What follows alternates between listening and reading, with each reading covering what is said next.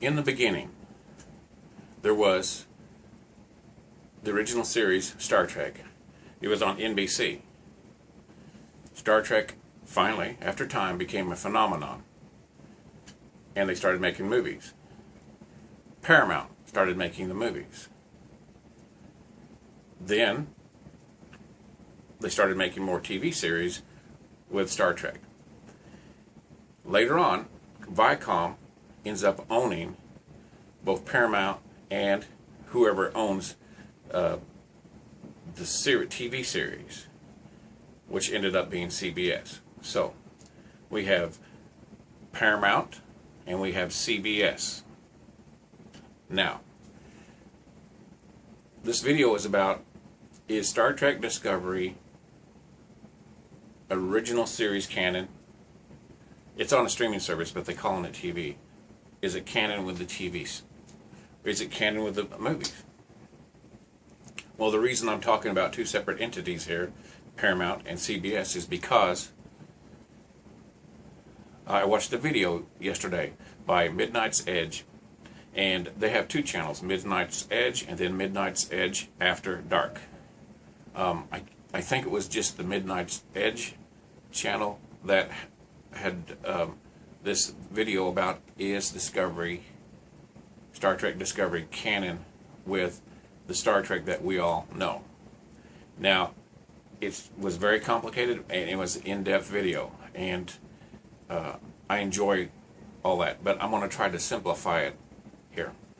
So, we go from Paramount and CBS, but Les Moonves decides, or the owner of Viacom decides to split these two up into two different companies.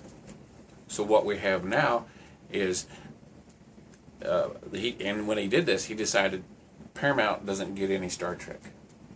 Even though they were the one making all the movies, they don't get Star Trek. It's all up to CBS. And CBS has never done Star Trek because it was NBC before. And maybe other affiliates. But here we go. CBS has never had Star Trek before.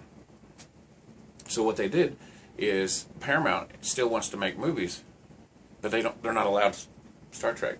So what they did, CBS made a licensee to Paramount. But they said it had to be different. It had to be like a 25% difference between the original, for some reason. So what they did,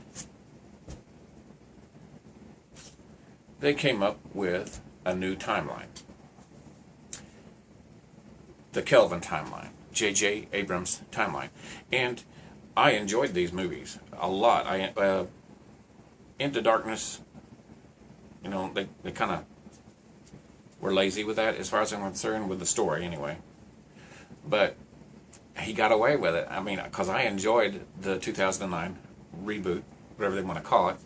And Into Darkness, and then Star Trek Beyond was good. Go see Star Trek Beyond if you have not. It's really good.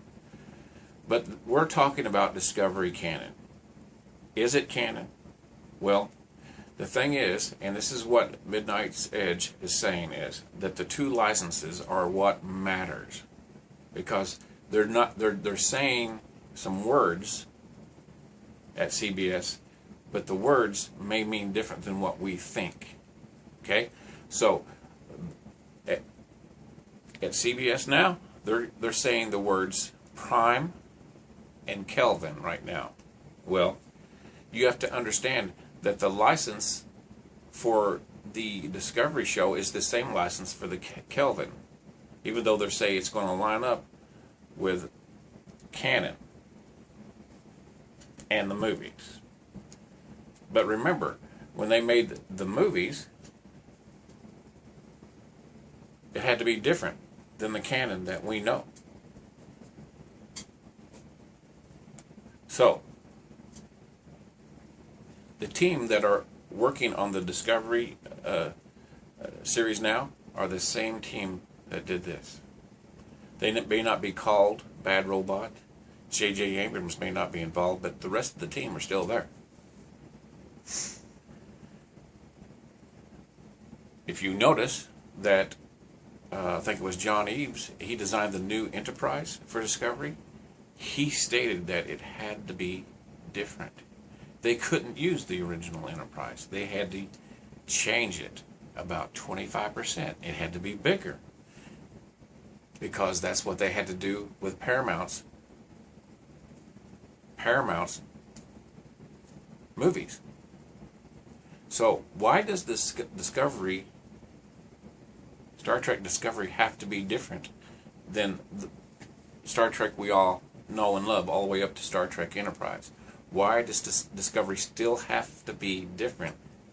Because Midnight's Edge puts forth that Discovery is actually the Kelvin timeline. And I thought about it, and I think they're right. But we keep being told by CBS, no, it's the prime timeline. But here's what CBS is saying with their words, okay? Their labels. They're saying that this Spock in the Kelvin timeline is prime, okay? They even call him Prime Spock. They don't call him Canon Spock, or the original series Spock. They call him Prime Spock. This Spock, they're saying, is the Kelvin timeline. But you have to understand,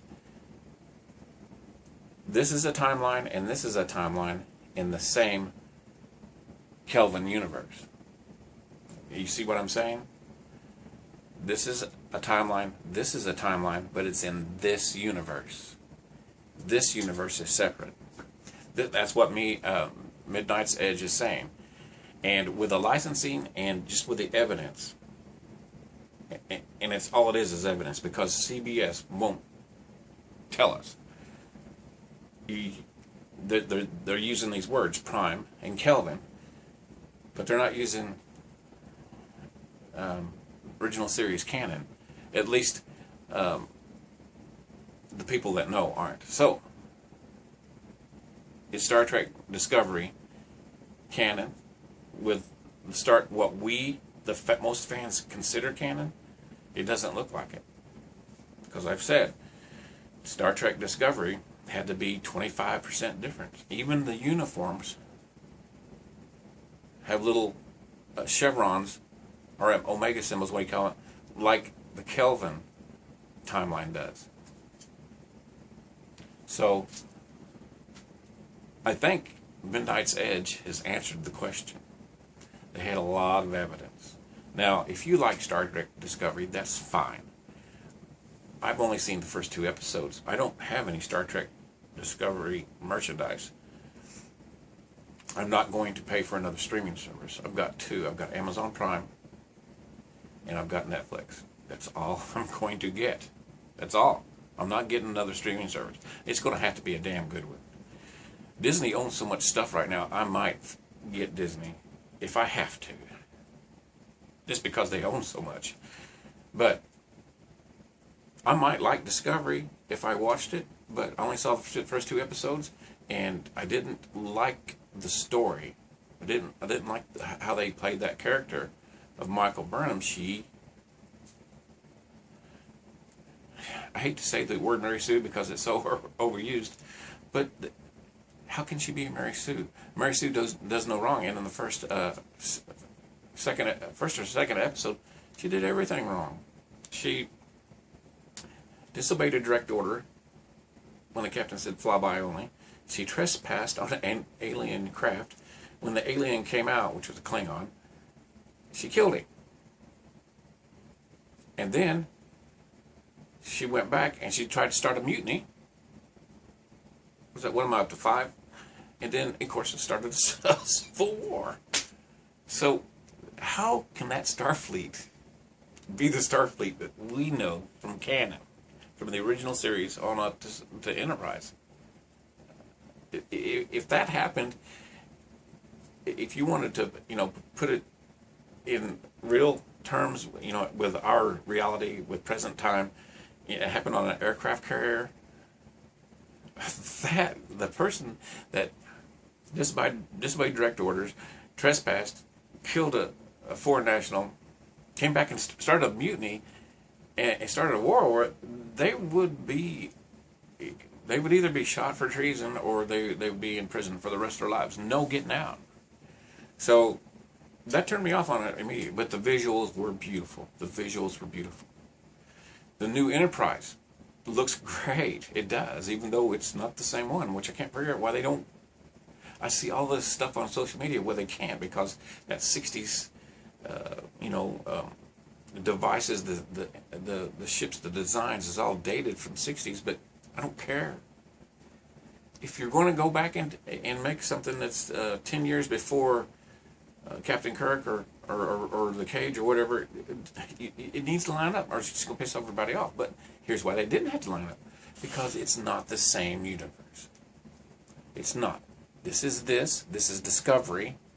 This is Discovery timeline now. What they've done is they've made another timeline. Maybe. I think that's what's going on. You got Kelvin, Discovery, and then you got Prime Timeline in this universe that CBS is trying to create. And Paramount had to create.